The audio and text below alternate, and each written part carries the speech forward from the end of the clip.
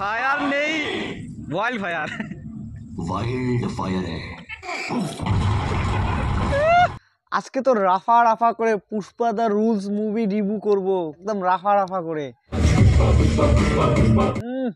চুম্মা ভাই, KGF chapter 2 দেখার পরে সবাই কিন্তু বলেছিল যে কেজিএফ চ্যাপ্টার 3 আসবেই, কিন্তু ভাই কেজিএফ চ্যাপ্টার 3 আসুক না আসুক, পুষ্পা দ্য রুল চ্যাপ্টার 3, 4, 5 যে আসতেছে একদম মানে 80% চান্সেস, একদম 80% চান্স আছে যে চ্যাপ্টার 3 আসতেছে, একদম আসতে হবেই।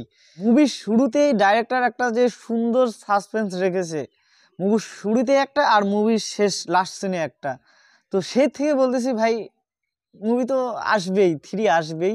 তো বন্ধুরা ফাইনালি কিন্তু পুষ্পা 2 দ্য রুলস রিলিজ হয়ে গেছে, আর তার জন্যই কিন্তু এই ডিসেম্বরের ফার্স্ট উইকেন্ডেই আমি আর আমার বন্ধু মদন মিলে কোচবিহারের SVF সিনেমা হলে যাই পুষ্পা 2 দেখতে। তারপর টিকিট কেটে হলের ভিতরে ঢুকে আমরা যা দেখতে পাই, top class action, top class romance, comedy, drama, মানে ভাই 3 ঘন্টা 20 মিনিটের একটা বিশাল বড় মুভিতে কি নাই, মানে না দেখলে বুঝতে পারবেন না 3 ঘন্টা 20 মিনিট কিভাবে কেটে যায়, না দেখলে বুঝতে পারবেন না, একদম চোখ সরানোর উপায় নাই।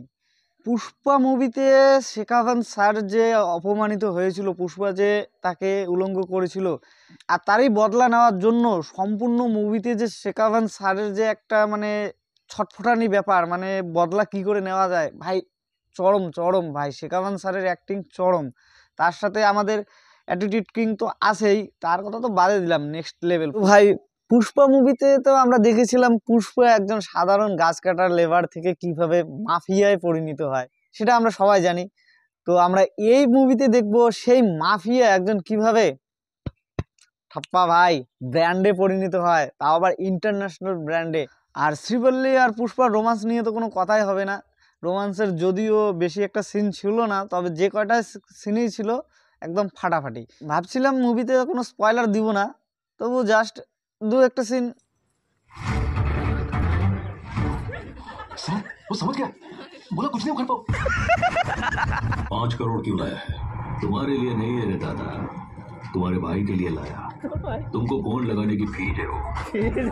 তো যদিও সবাই বলছে যে মুভির গানগুলো ঠিক ভালো হয়নি, তবে গানগুলো হ্যাঁ গানগুলো একটু ভালো না হলেও কিন্তু গানগুলোর যে ড্যান্সের স্টেপগুলো আছে আমার কিন্তু খুবই ভালো লাগছে।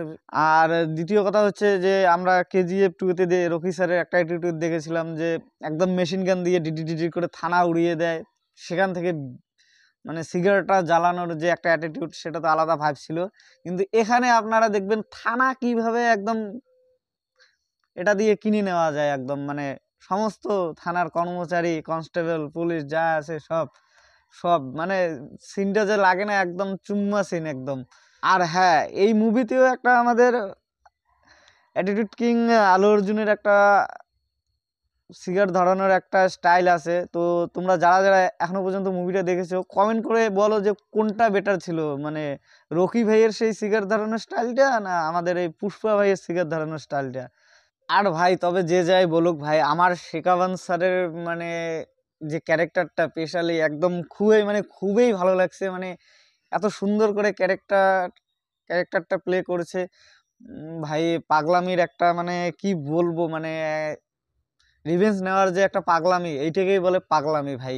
তো তোমরা যারা মুভিটা এখনো পর্যন্ত দেখেছো তোমরা কমেন্ট করে বলো যে কত পার্সেন্ট 3 আসার চান্স আছে, মানে পুষ্পা 3 আসার চান্স আছে কত পার্সেন্ট, একটু কমেন্ট করে বলো। আমার তো মনে হচ্ছে 80% চান্স আছে, দেখা যাক কি হয় নেক্সট ইয়ার। আর আর সবশেষে আমি আউট অফ 5 আমি 4.5 রেটিং করছি মুভিটা।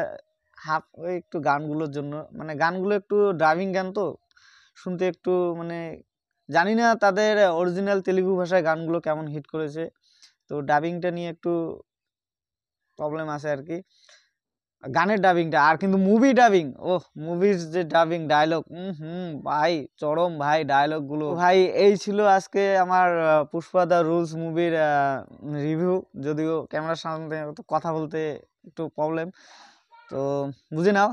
আর যারা যারা এখনো পর্যন্ত মুভিটা দেখেছো প্লিজ কমেন্ট করে জানাও, আর যারা যারা এখনো দেখোনি ভাই মিস করবে না ভাই, এখনই যাও কাছের সিনেমা হলে যাও, টিকিট কেটো ভাই, একবার মুভিটা দেখো।